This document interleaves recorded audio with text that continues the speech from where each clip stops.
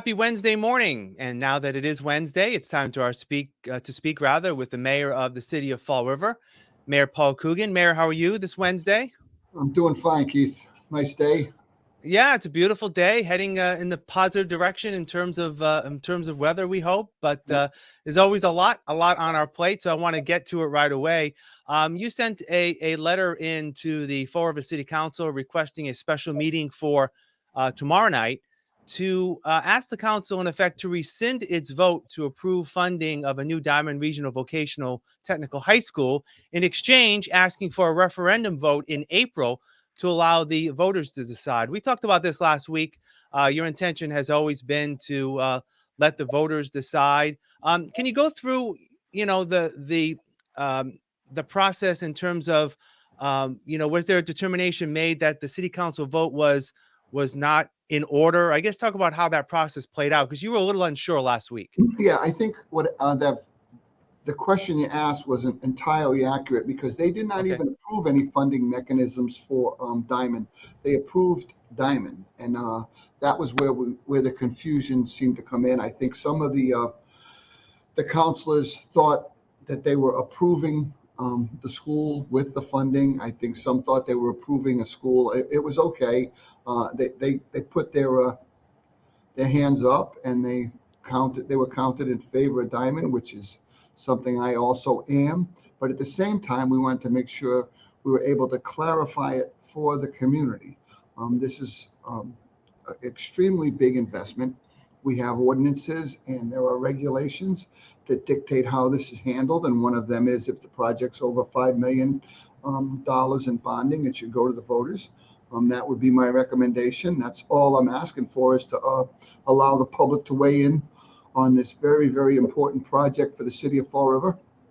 I've told them a number of times I'm willing to help them campaign, but I do not think that a bill over $100 million, not anything less than that, is going to be something that we should do in anything other than the most open, transparent way for all the residents to see how this plays out. We did it in 18 for Durfee.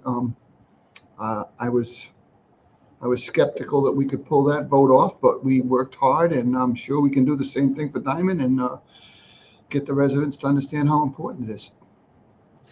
Let me ask you, have you had the opportunity to speak with a couple of counselors, especially those who voted yes, to see if, they will, in effect, I guess, not uphold your veto? I guess if that's the official, No, parliamentary procedure.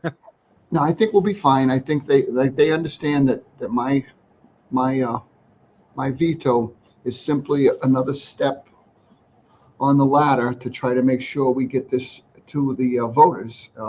We'll call a special election. We'll get a question on the ballot, and we'll let people weigh in on it. I think, again, I think that that's important. I don't think that myself or anyone else should be dictating how something this big should proceed. I think what we should do is allow the voters to have a say, and I think that that's the way to handle it. Like I said, I wasn't that in love with the process for Durfee, but at the same time, we played within the rules, and I think that that's how the new diamonds should be built. Let everybody know you have a say. Get out there and vote. I think the election will be in April, and let's see if we can get this done. Obviously the voters approved the debt exclusion for the new Durfee in 2018. I believe that bill will start becoming due later on this year for the fiscal year 2023 a budget. Do you think there may be an appetite for another debt exclusion? Is this maybe a tougher ask for some taxpayers? It could be tougher, but at the same time, it's an important project. Diamond's a key piece of the educational components that are in Fall River, and I think that it's but that's whether it's tough, hard, or easy. I think it's the right way to allow the voters to weigh in on this project. Yeah. All right, shifting gears now to the Fall River School Department. Last night, the special meeting was held. There were two sort of news-making moments out of it. The first has to do with the school mask mandate. The school committee, based on the recommendation of Superintendent Maria Ponce, a little less than a month ago, decided to extend the mask mandate until March 14th. But yesterday, the superintendent announced that new numbers and new guidance by the CDC she's recommending that the mask mandate be lifted at the end of school on Friday, in effect for Monday. The committee made a unanimous vote. What are your thoughts? Is that a wise decision based on what you're hearing? I think it is. I think new regulations dictate that's the way to go. As I've always have, I keep a close eye on the numbers in Fall River. I think the hospitalizations are way down. I think I saw a number like there was 6,500 cases or more in January, and it was like 500 and something in February, right around six. I think last weekend was very, very light on cases. I go by the testing site. There's hardly any cars up there right now.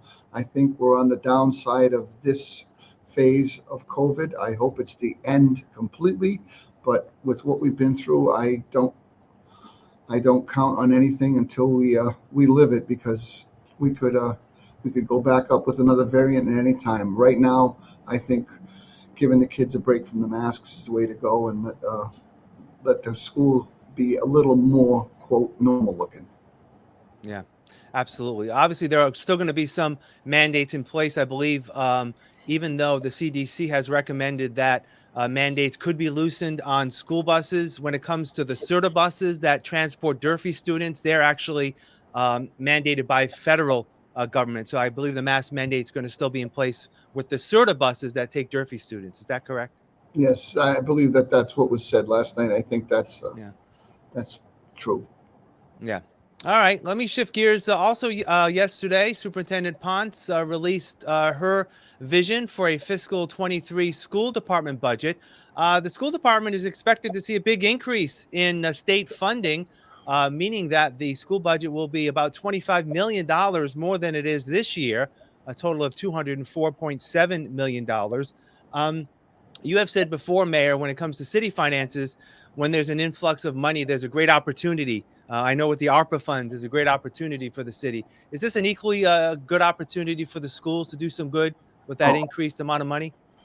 it's unbelievable. I mean, it's definitely going to allow us to do a lot of programmatic changes, look at our curriculum, look at our social, emotional, mental health issues that we can address in our schools, and get kids across the stage in 12 years. I think there's a lot of good that's going on in the Florida public schools right now. I think getting this COVID behind us, coupled with the additional funding, is going to really be a boom for the city of Fall River. I think we're already starting to see it. I saw a number last night of 270 new enrollees in the Fall River public schools, which is definitely a positive, and hopefully that's a sign of things to come. Yeah. When you were just a school committee member, when you were, leaving the school department and before you became mayor, the city side of things, the city budget side of things is also impacted by an increase in funds that the school department may receive from the state. City of Fall River is going to be asked to contribute $2 million more next year. Is this something that you'll be able to handle within the city budget as you prepare the city's budget for next year? Yeah, I'm very confident going forward we'll be able to address all the required needs that the city has to provide for, and I'm sure we'll work something out with the schools. Yeah. You mentioned about the ARPA money, that the city, again, an opportunity for the city to do some good. I believe the ARPA committee that you appointed is going to be meeting sometime this week. Are you expected any more decisions on how the city will expected to spend some of that, more of that money? Yeah, I think we'll look at a couple of projects that seem to have merit, and we'll kick it around at the table, and we'll go forward with the ones that the committee thinks are worthy. I think there's a lot of obviously potential for making improvements in the city of Fall River, new programs, new things, and we're gonna keep plugging away, and I'm sure it'll benefit everybody in the city. Now, is the committee currently just looking at the ARPA money that the city got last year, about 30, almost $35 million? Because the city Correct. is expected to get more Mhm. this year. So will that committee continue its work when new money comes in? Yep, absolutely. Yeah. All right. Makes a lot of sense. All right. A couple of events coming up for you in the next week. Tomorrow, on Thursday, you'll be speaking before the One South Coast Chamber. You've been doing this every year. It's a state of the business address in terms of the city of Fall River. What can chamber members expect to hear from you tomorrow? They can expect to hear a very positive outlook for the city of Fall River. There's a number of great projects in the works right now that we can't talk about all of them, but I mean, if you just look at the building permits from last year when we were in COVID, there was over 2,600. I think it was 2,400, 2,600 issued. That's a big number. We have a bunch of new housing developments come on where we usually have our school committee meetings at Cuss. Just drive by the front of that building and look what was done with that. Another renovated mill that looks absolutely gorgeous. On the side of it, we're expecting some more work to go on in the Duro plants, all of them, the one at the bottom of Middle and the one on Chase and Globe. There's a lot of interest in our property in Fall River right now. I think people are starting to see some activity at the King Philip Mill site. I was by there. They've taken down the ramp. They're getting ready to put some Form A houses along both Dwelly and Kilburn so that the residents are not going to be looking out at that god-awful fence draped in canvas and looks like a construction site. So there's a lot of good things going on, and that's just a little speck of it.